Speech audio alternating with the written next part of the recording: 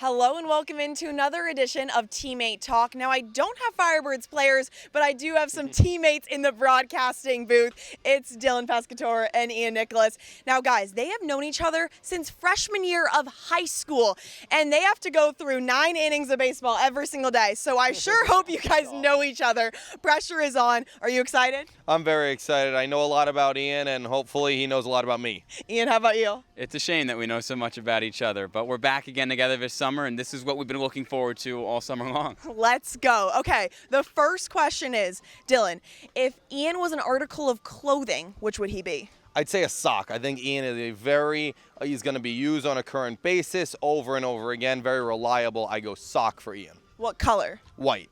Perfect. Okay, Ian, what about Dylan? Hope I'm a clean sock, first of all. Second of all, I would go with a Yankee bomber jacket. And I have so much respect for Dylan because he wears his Yankees jacket here on Cape Cod, and I'm surprised that somebody hasn't taken him out because it's Red Sox country here. But that is how much that team means to him. And it's been so rainy. I've been seeing a lot of that jacket, but good job. Those are 2 good answers. Okay, second question is, if Ian wasn't a broadcaster, what career would he be in? Ian would be working on Wall Street as a stock market broker.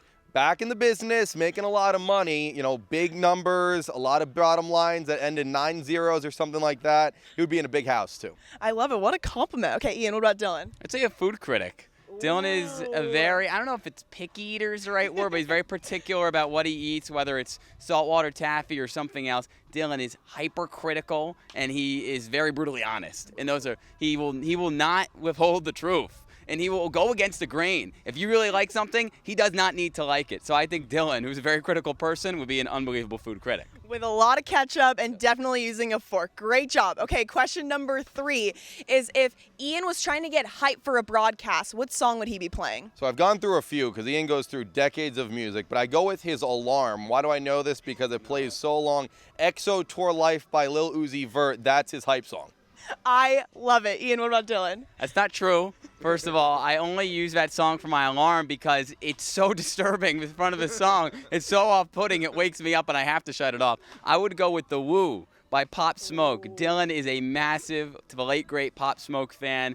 Any song really would work, but I think The Woo really speaks to what Dylan's trying to get to before a game. Firebirds fans, I've heard both of those songs too many times, so those are definitely a good answer. And the final question is, if Ian could only eat one food for the rest of his life, what would it be?